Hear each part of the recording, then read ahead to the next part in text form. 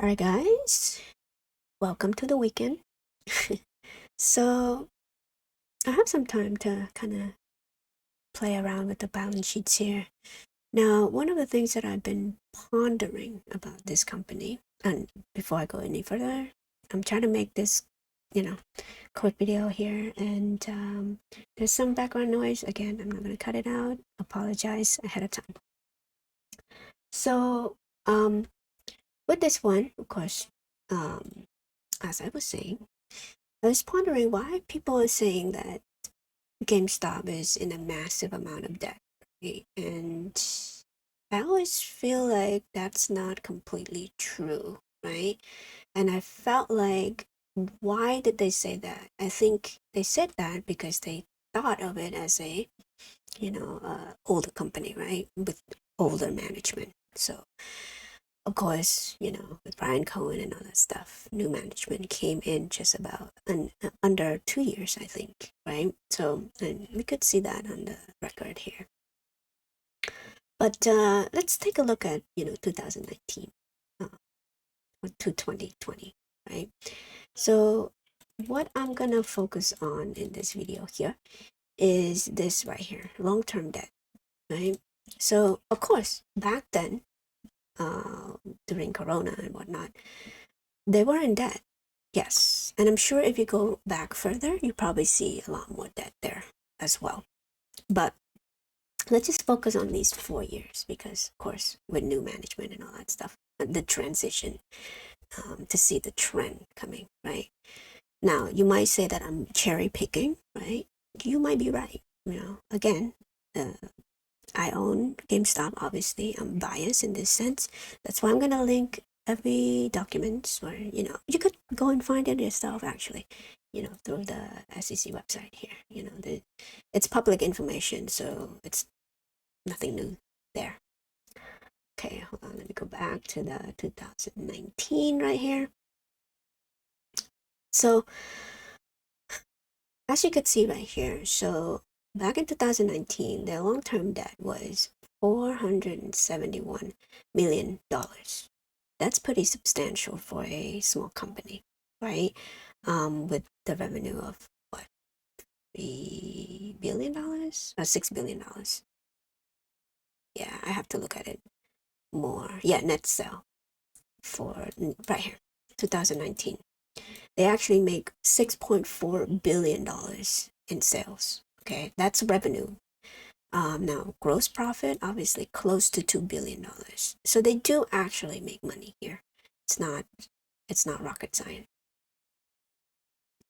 Now, why did they lose money? Well, because perhaps they had to pay the interest on those debts, right, and other expenses that came up after that, right?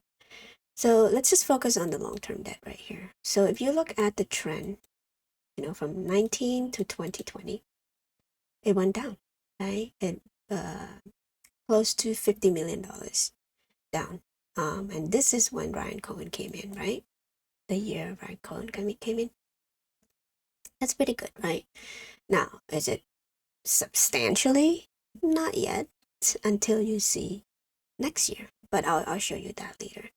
Now, in 2020, of course, they had massive expenses in the operating lease liability. That's like building, warehouse, and all that stuff, right?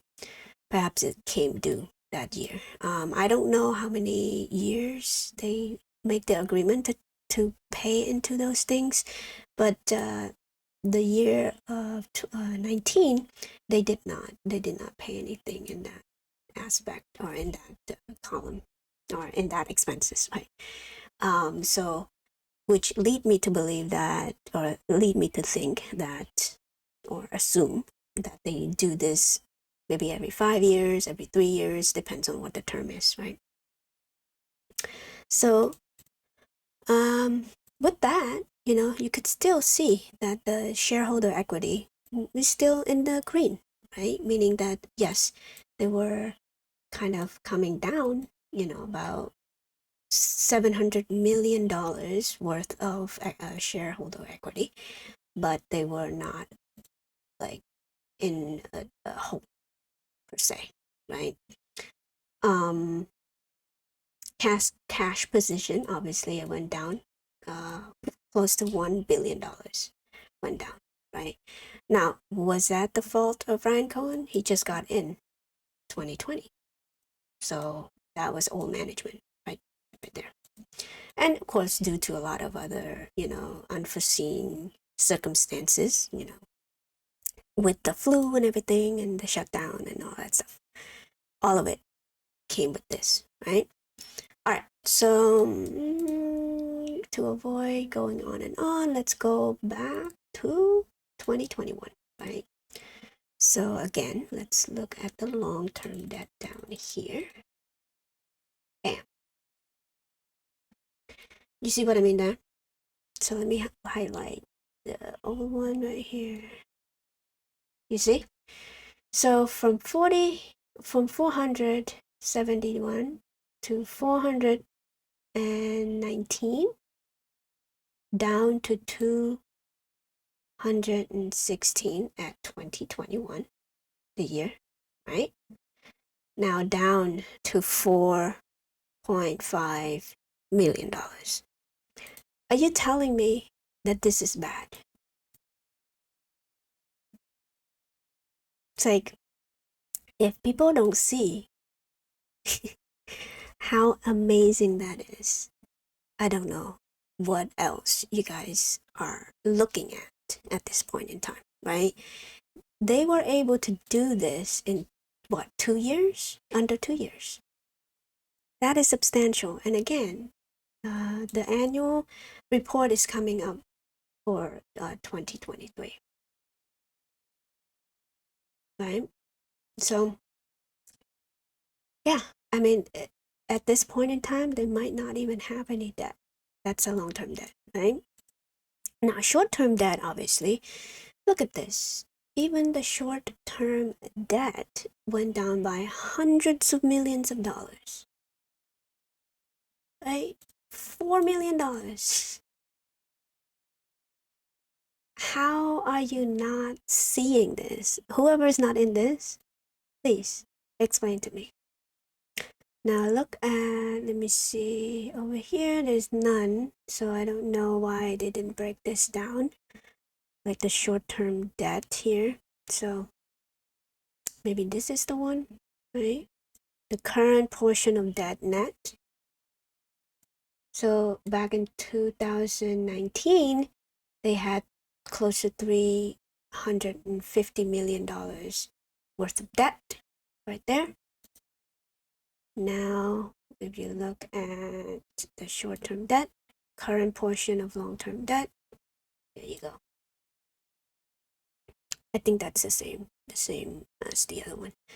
So from 350 million down to 121, down to $4 million currently.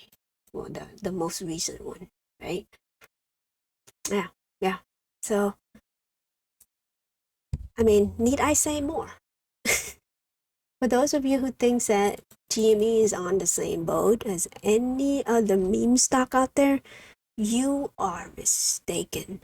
I don't understand it. So if you think otherwise, please do a video or even write in the comments down below. Tell me more, because I really need to know this. If I miss something, I want to know it. Right? Alright, so that's all I have for this one. Hopefully I explain it well, but I might do another video to kind of dig around a little bit more. Again, like the more I look into the balance sheets, the more I find good things.